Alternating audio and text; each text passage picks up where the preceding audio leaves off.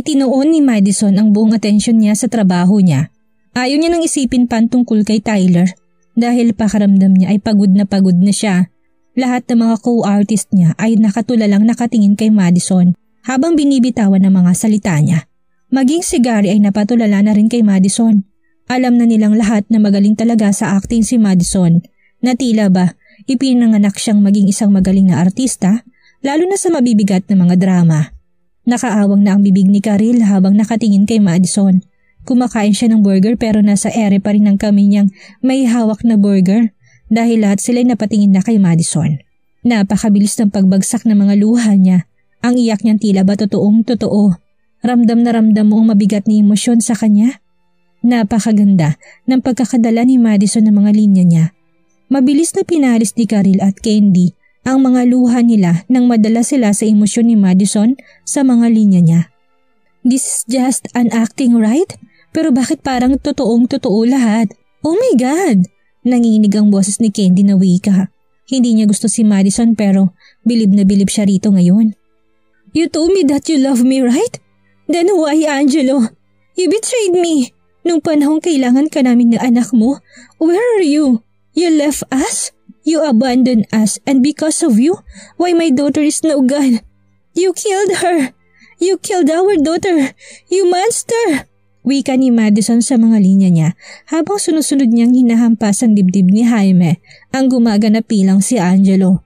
Sa bigat ng emosyon ni Madison na hindi nahirapan si Jaime na umiyak kaagad, dalang-dala silang lahat sa mga linya ni Madison. Lahat sila'y umiiyak na ngayon. Cut! Sigaw ni Gary pero hindi na tumigil sa pag-iyak si Madison kaya mabilis siyang nilapitan ng mga katrabaho niya. Nadala ni Madison ang pagkatao ni Maine, si Jaime, si Angelo, habang si Madison naman ay si Maine. Ang mga pangalan nila sa drama nilang dalawa. Humihikbi pa rin si Madison at napaupo na lang siya habang takip-takip niyang mukha niya gamit ang dalawa niyang palad. Gusto niya nang huminto sa pag-iyak niya pero hindi niya magawa sa sobrang nadala siya sa pagkatao ni Maine. You okay? Please stop crying.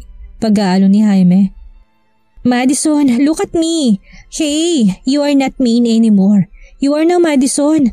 Nag-aalalang wika ni Karil dahil humahagulhol pa rin si Madison na para bang siya pa rin si Maine. Nilapitan na rin ni Gary si Madison para pakalmahin to. Madison, hey, may problema ba? Malumanin niyang tanong.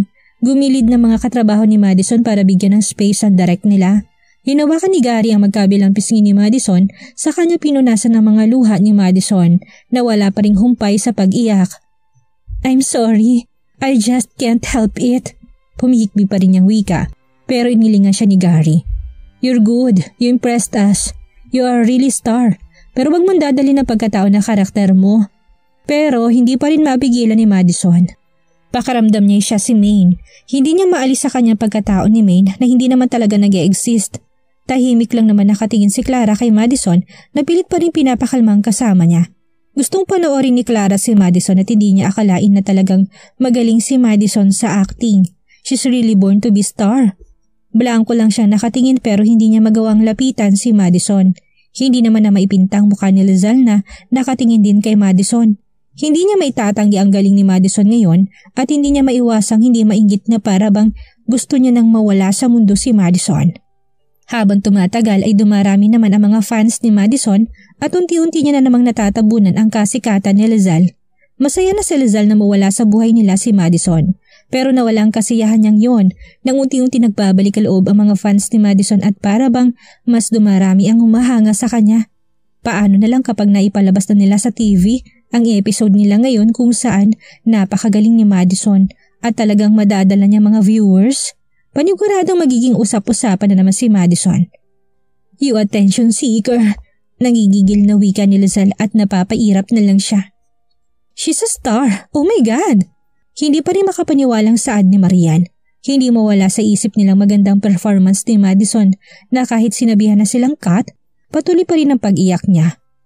Hindi ko siya gusto noong una natin siyang makatrabaho, but she's really good. No wonder kung bakit siyang pinili ni Derek dahil talagang bagay na bagay sa kanya ang role niya as a main. Para bang ginawa sa kanyang drama para sa kanya? Humahanga pa rin saad ni Candy. Break time nila ngayon at hinihintay nilang maging okay muna si Madison bago sila muling magpatuloy. Marami siyang paiiyakin sa episode na yan. Kahit mga lalaki kanina ay nadala sa emosyon niya. Anas ni Karil. Nasa tent naman si Madison at kumalma naman na siya pero namumula pa rin ang mga mata niya dahil sa tagal niya umiiyak kanina. Eto na yung ice mo.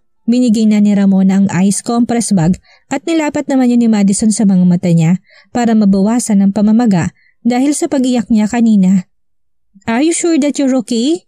Wala ka bang problema para madala mong pagkatao ni Maine? Tanong ni Ramona pero hindi nakasagot si Madison. Magsisinungaling siya kapag sinabi niyang wala siyang pinagdadaanan. Hindi niya naman iniisip ang mga problema niya kanina pero hindi pa rin niya napigilan dahil dalang-dala siya ng karakter niya. I'm okay. Masyado lang ako nadala ni Maine, sagot niya.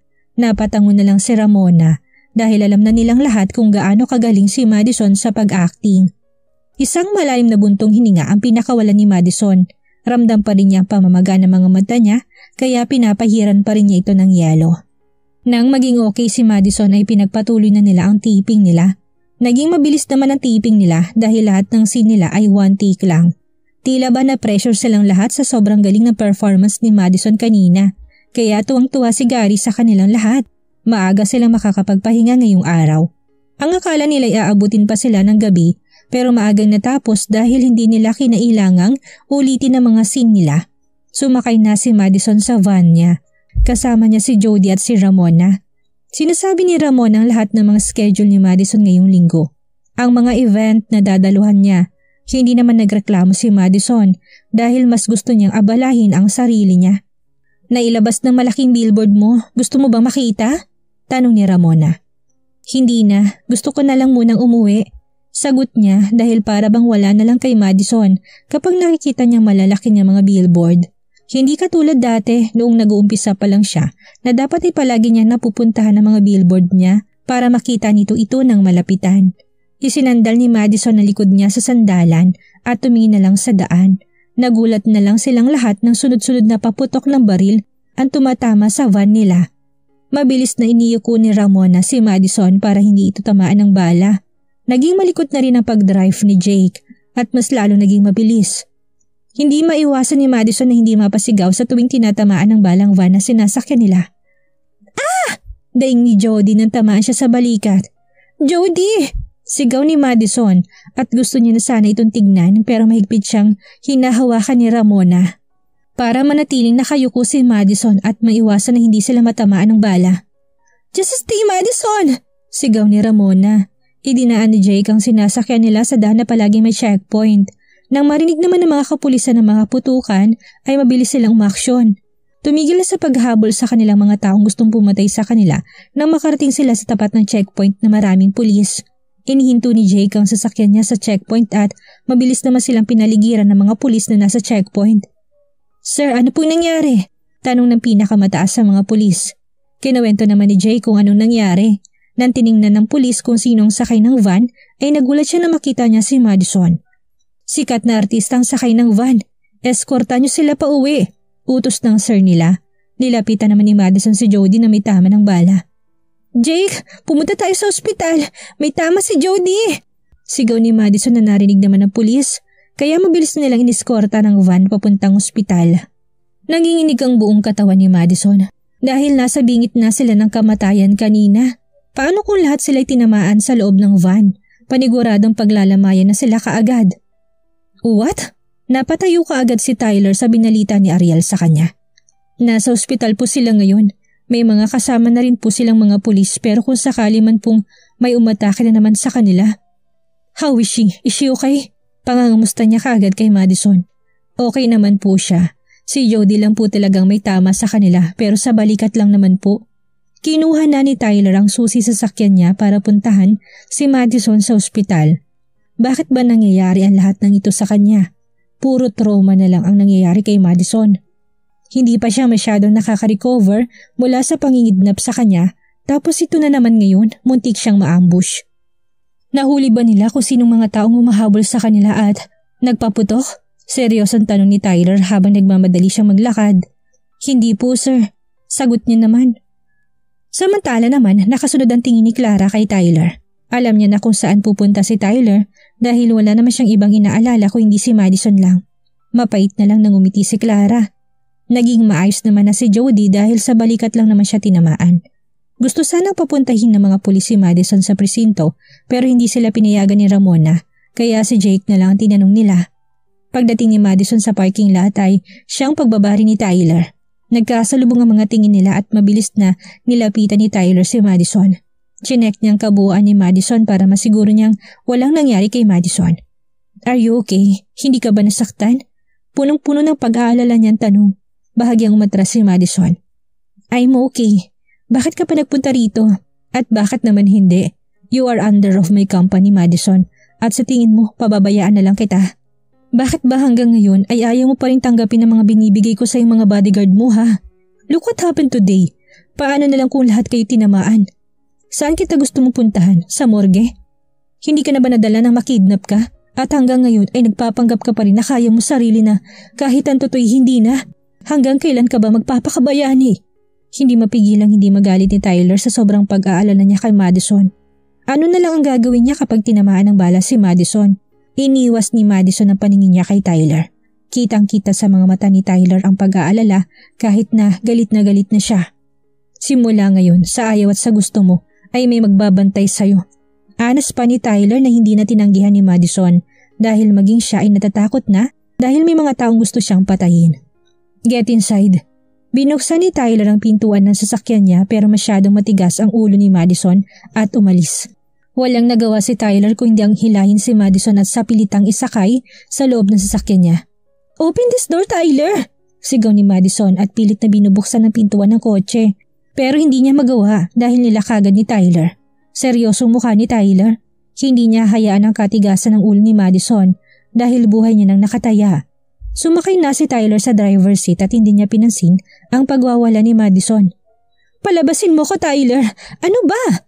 Can you please shut your mouth?" Natahimik si Madison sa lakas ng sigaw ni Tyler na ngayon niya lang narinig. Nagngingit-ngit ang mga ngipin ni Tyler sa sobrang galit niya. Saka niya tiningnan si Madison. "If you want to file a case against me, then do it. I don't care anymore, Madison, as long as you're safe." May diin niyang wika. Hindi tinanggap ni Madison ang mga bodyguard na pinadala ni Tyler sa kanya. Binantaan ni Madison ang mga bodyguard ni Tyler na magsasampa siya ng kaso pero ngayon wala na pakialam si Tyler kung gustong magsampa ni Madison. Masiguro niya lang ang kaligtasan ni Madison. Umalis na silang dalawa sa ospital at hindi alam ni Madison kung siya dadalhin ni Tyler. Ramdam niyang galit ni Tyler ngayon kaya hindi na lang siya umimik. Pinagsalikop niyang mga kamay niya dahil hanggang ngayon ay nanginginig pa rin siya. Akala niya'y katapusan na nila kanina. Samantala naman nakipagkita si Clara sa detective na kausap niya dahil hindi naman siya hahanapin ni Tyler, lalo na't masyado itong busy kay Madison. Inilabas ng detective ang mga dala-dala niyang papeles, kasama rin itong attorney na kinuha rin ni Clara. "Ayaw mo ba talaga silang kasuhan? Pwede natin silang kasuhan kung gusto mo talaga. Lalo na't marami kang hawak na ebidensya," anas ng attorney. Pinag-isipan naman na ni Clara ng mabuting desisyon niya at hindi na siya atras pa. "Pero kung ano man ang desisyon mo, igagalang ko naman yun," dagdag ni attorney. Tipid na lang nang umiti si Clara. Base sa mga nakuha kong information tungkol kay Madison Guerrero, ikinasal silang dalawa ni Mr. Tyler Moya pero hindi ko alam kung kailan sila ikinasal. 1 taon na nawala si Madison sa showbiz dahil sa skandal niya sa dating leading man niya. Binalita rin na namatay na siya pero pagkalipas na 1 taon, bigla siyang lumabas. Hindi siya naglabas ng kahit na anong statement tungkol sa pagkawala niya sa fake death niya. Nagkaroon din siya ng project kaagad at si Mr. Moya ang nagbigay nun sa kanya. Pagkukwento ng detective sa lahat ng mga nalaman niyang impormasyon tungkol kay Madison. Patuloy pa rin ang pagkukwento ng detective habang tahimik naman nakikinig si Clara. Naging seryosong mukha niya dahil nasasaktan na siya sa lahat ng nalalaman niya. Lahat ng ginawang pagtatanggol ni Tyler para kay Madison. Base na naririnig ni Clara ngayon para bang wala nang pakialam si Tyler kahit na masira ang pangalan niya basta masiguro niya lang na walang mangyayari kay Madison. Kung ganon, 1 taon na silang nagsasama sa bahay ni Tyler? Mahinang tanong ni Clara dahil para bang wala na siyang lakas. Nanlalambot ang katawan niya sa sobrang sakit na nararamdaman niya. Ganon na nga po, sagot ng detective. Isang malalim na buntong hininga ang pinakawalan ni Clara. Alam niya na kung gaano kamahal ni Tyler si Madison dahil hindi itataya ni Tyler ang pangalan niya kung talagang walang halaga sa kanyang isang tao. Kung ikinasal man sila, wala pa ring bisa yun hanggat kasal kayong dalawa. Hindi tatanggapin ang marriage contract nila hanggat nabubuhay ang unang asawa. Saad naman ng attorney. Napahigpit ang pagkakahawak ni Clara sa cellphone niya. Hawak-hawak pa rin niya hanggang ngayon ang mga ebidensya laban kay Madison at Tyler. Anong desisyon mo? Itutuloy mo ba ang kaso? Kapag naipubliko tungkol dito, mawawalan lahat ng meron si Miss Madison. Umili si Clara sa attorney. Wala akong balak na magsampa ng kaso. Ano pa bang magiging habol ko sa pagmamahal ni Tyler para sa kanya? Kapag ba sinampahan ko ng kaso si Madison, may ibabalik bang pagmamahal ni Tyler para sa akin? Hindi naman na kaya bakit ko pa kukunin ang kaligayahan ni Tyler. Si Madison ang nasa tabi ni Tyler noong panahong lubog na lubog ang mundo ng asawa ko. Si Madison ang naging dahilan ng masayang buhay niya ngayon. And he can't leave me because I am still his wife. Mapait na saad ni Clara. Tanggap niya na kung anong mangyayari sa relasyon nilang dalawa ni Tyler. Hindi kita kinausap, attorney, para magsampa sa kanila ng kaso. Pinatawag kita dahil gusto ko mag-file ng divorce. I want him to be happy. Desidido ng wika ni Clara. Masakit para sa kanyang bitawan niyang desisyon pero alam niya namang hindi na siya ang magpapasaya kay Tyler. Ayaw niyang maging makasarili. Mas gugustuhin niyang siya na lang ang masaktan kaysa makita si Tyler na nasasaktan dahil hindi niya makasama ang babaeng totoong minamahal niya ngayon. Are you sure about this? I'm sorry to ask pero ngayon lang ako naka-encounter ng katulad mo. You're the legal wife pero bakit mo hahayaan na maging masaya ang kabit ng asawa mo? She is not a mistress, attorney. Hindi alam ni Madison na tungkol sa akin. Wala naman talagang nakakilala sa akin bilang asawa niya. Nalaman na lang ng lahat nang i-announce ni Mr. Moya ang tungkol sa marriage namin. I can see Madison as a mistress. She's the woman who makes Tyler happy. Siya yung nandyan noong panahon nag-iisa si Tyler na hindi ko nagawa. Hindi makapaniwala si attorney sa naririnig niya ngayon kay Clara dahil lahat ng mga legal wife na lumalapit sa kanya ay nagsasampa ng kaso at si Clara ang kauna-unahang magfa-file ng divorce para maging masayang asawa niya sa piling ng iba. Nang magring ang cellphone ni attorney ay sinagot niya ito at nalaki na lang ang mga mata niya dahil sa sinabi ng sekretary niya. Sigurado ka ba? Paninigurado niya. Nakatingin naman sa kanya si Clara. Napalunok si attorney nang matapos ang tawag nila ng sekretary niya. Hindi niya alam kung paano ba niya sasabihin kay Clara. What's wrong, attorney? Tanong niya. Alam niyang masasaktan ng kliyente niya pero para saan pa? Para itago niya. Nakarehistrong kasal ni Tyler at Madison. Pinabuklat ko sa sekretary ko mga records pero matagal nang divorce si Mr. Moya sa'yo. Madison is his legal wife now, Miss Clara. Tila ba bumagsak ang mundo ni Clara sa narinig niya. Hindi niya maigalaw ang katawan niya. Ni ang pagpikit ng mga mata niya hindi niya magawa. Nakatulala na lang siya nakatingin kay attorney na hindi rin naman alam kung paanong ipapaliwanag ang lahat kay Clara. Clara is in shock. Walang pumapasok sa isip niya. Hindi niya alam kung paano nangyaring matagal na silang divorce ng asawa niya. Ang buong akala niya siya pa rin ang legal wife dahil wala naman siyang maalala na naghiwalay na sila ni Tyler. All she can remember is they are happy in their relationship. 6 na taon ang lumipas. 6 na taon siyang nakahiga sa kama kaya paanong nangyaring matagal na silang hiwalay ni Tyler? Ilang taon na, attorney? Tanong niya nang bumalik na siya sa wisyo. Gusto niya nalang lumubog dahil kumausap siya ng attorney para magpatulong sa pakikipaghiwalay niya kay Tyler. Tapos malalaman niya matagal na pala silang divorce at totoo at may bisa ang kasal nilang dalawa ni Madison. How did that happen? 6 na taon na. Mas lalong nagulat si Clara. 6 na taon. Ibig sabihin na nag-divorce na sila before the accident o nakipaghiwalay na si Tyler habang nasa ospital pa lang siya? Posible bang mabigyan ng bisa ang pakipag-divorce ng isang tao kahit na walang pirma ng partner niya o walang permission? Tanong niya. Pakiramdam ni Clara lumulutang siya sa lahat na nangyayari. Hindi niya maramdaman ang mga paa niya dahil paano niya ba maipapaliwanag sa sarili niyang nangyayari sa kanila ni Tyler? Imposible yun. Mabibigyan lang ng bisa ang divorce kung both parties ay sumang-ayon sa divorce at parehong may pirma. Hindi mo ba maalalang naghiwalay na kayo dati? Masyadong maproseso ang pakikipag-divorce kaya imposibleng pirmahan ng korte ang divorce kung hindi naman parehong pumirma sa divorce paper. Pagpapaliwanag ni attorney sa kanya, napatango na lang si Clara pero hirap pa rin siyang iproseso sa utak niya ang nangyayari. Napalunok si Clara, pinagsalikop niyang mga kamay niyang nanginginig. Wala na pala siyang karapatan kay Tyler. dahil matagal na silang hiwalay. Pero kung matagal na silang hiwalay, bakit hinahayaan pa rin siya ni Tyler na manatili sa tabi niya kung alam niya namang hindi na si Clara ang tunay niyang asawa? I'm sorry, Miss Clara. Anas ni attorney. Mabilis na pinalis ni Clara ang mga luha niya. Ang puso niya parang sinasaksak na naman ang paulit-ulit. Alam ni Madison na ikinasal sila ni Tyler, pero bakit wala siyang ginagawa? Bali niya naman kay detective. Na-aksidente si Miss Madison 3 months ago at base sa report na nakuha ko, nawala ang lahat ng alaala niya pero temporary lang yon. Kaya any moment pwedeng bumalik ang mga alaala niya. Sagot naman ni detective. Ngayon, naintindihan niya na kung bakit pero kahit na walang alaala si Madison, palagi pa rin siya pinupuntahan ni Tyler. Nasasaktan si Clara sa nararanasan ni Tyler ngayon dahil ang totoong babaeng minamahal niya ay hindi siya maalala. Yun ba ang maaaring dahilan kung bakit hinahayaan siya ni Tyler na manatili sa tabi niya?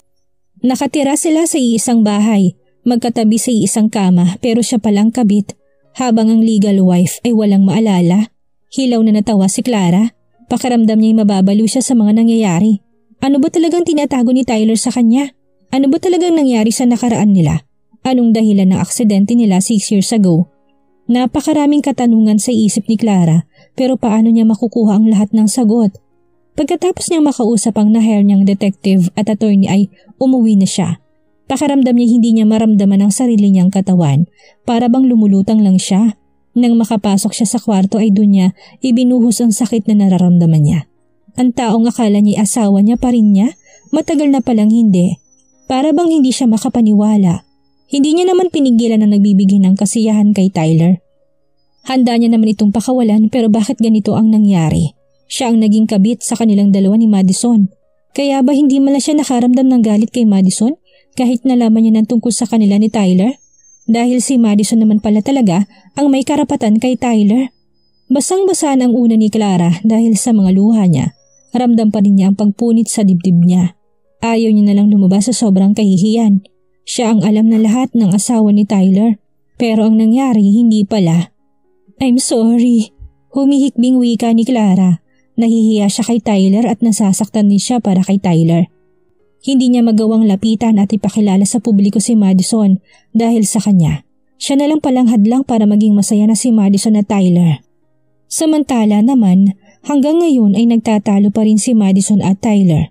Sa sobrang katigasan ng ulo ni Madison na hindi na napigilan ni Tyler na sumabog ang galit niya. Ilang beses ko bang sasabihin sa'yo, you're not my mistress, Madison? Sigaw na naman ni Tyler kay Madison, hindi niya na alam kung paano ba niya ipapaliwanag at isisiksik sa isip ni Madison na hindi siya kabit gaya ng iniisip niya. Hilaw na tumawa si Madison. I am not your mistress? Sa tingin mo ba may bisa ang kasal nating dalawa kung nabubuhay pa rin ang unang asawa mo? Mapapawalang bisa yun dahil buhay pa rin si Clara at hindi ko rin hinihiling na sana'y mawala na lang siya ulit. Oo, mahal kita, Tyler. Pero hindi ko kayang manakit ng kapwa ko babae lang sa isang lalaki. Hindi pa ako desperada para ipaglaban ka. Handa naman akong ipaglaban ka pero nabang laban ko sa legal wife kung siya ang mas may karapatan sa'yo? Kung hindi ko aksidenteng nakitang wedding frame niyo ni Clara, may bala ka bang sabihin sa akin ng lahat? Nagsalubong ang mga kilay ni Tyler pero narealize niya na rin ang mga sinabi ni Madison. So, you remember everything now? Tanong niya, iniwas naman ni Madison ang paningin niya. Ilang araw na simula nang bumalik ang mga alaala niya at araw-araw siya nasasaktan sa tuwing iniisip niyang inilihim ni Tyler ang tungkol kay Clara. Napayuko na lang si Tyler at napahilamos sa mukha niya. I'm sorry, Madison. Hindi ko na sinabing tungkol sa kanya dahil matagal na kaming divorce ni Clara. Bago pa mangyari ang aksidente, nag-divorce na kaming dalawa. Bakit ko pa ba sasabihin ang tungkol sa ex-wife ko? Gusto ko lang na maging tahimik ang buhay ko. Ang buhay natin, kaya hindi ko sinabi sa'yo. Pagpapaliwanag niya pero umiling pa rin si Madison sa kanya. When I woke up from the accident, you're not in my side. Isang buwan simula ng aksidente bago kita makita at nang makita pa kita, kasama mo si Clara. Kaya sino maniniwala sa'yo na wala ka nararamdaman para sa kanya? Are you afraid na pareho kaming mawala sa buhay mo because you love me at the same time you love Clara too? Mapait niyang wika. Lahat ng alaala ni Madison ay bumalik na sa kanya at naalala niyang wala si Tyler sa tabi niya habang nasa ospital siya dahil walang ibang nag-alaga sa kanya kung hindi si Ariel lang. It's not like that, Madison. I already told you. I can't leave Clara because she knows that I'm still her husband. Masyadong mahina si Clara para ma-heartbroken, kaya pinili ko manatili sa tabi niya. She can't remember what really happened between us. She can't remember about our divorce. If you want to know about everything, you can go to PSA para hanapin ang record nating dalawa. Para maniwala ka nakarehistrong kasal natin. Ramdam ni Madison na nagsasabi ng totoo si Tyler pero hindi niya pa rin magawang tanggapin ulit si Tyler dahil may tao silang nasasaktan. Kahit na minsan na siyang naagawan ng boyfriend, hindi niya magagawang mang-agaw ng iba. Sabihin man ni Tyler na si Madison ang legal wife niya ngayon, hindi pa rin maaalis sa isip ni Madison na may nauna sa buhay ni Tyler bago siya dumating. Can I go home now? I'm tired, Tyler, and I feel dizzy too. Tanging wika niya. Wala namang nagawa si Tyler kung hindi ang tumango. Hindi niya naman mapipilit kaagad si Madison na paniwalaan siya kaagad. Inihatid na ni Tyler si Madison sa kondo niya habang nakasunod naman sa likod nila ang mga magiging bodyguard ni Madison hanggat hindi nila nalalaman kung sinong nasa likod ng pagpatay kay Madison. Nililingon pa minsan-minsan ni Tyler si Madison pero nakatuon ang atensyon ni Madison sa labas ng bintana. Gusto na ni Tyler na makausap si Clara at sabihin sa kanya ang lahat dahil hindi niya kayang paghintayin si Madison lalo na silang dalawa lang naman talaga ang kasal. Pero napapaisip pa rin si Tyler. Hindi niya magawang saktan si Clara dahil minahal niya rin si Clara at mahalaga sa kanya si Clara. Paano niya ba maipapaliwanag ang lahat nang hindi nasasaktan si Clara? Gusto ni Tyler na maalala na ni Clara ang lahat nang sa ganun ipanatag si Tyler na hindi niya masasaktan si Clara. Ano ang gagawin ni Tyler para ipaliwanag niya ang lahat kay Clara? Ano ang gagawin ni Clara ngayong alam na niya na wala ng bisa ang kasal niya kay Tyler? Anong mangyayari ngayong unti-unti nang bumabalik ang mga nawalang alaala ni Madison? Yan ang ating aalamin sa susunod nating kabanata.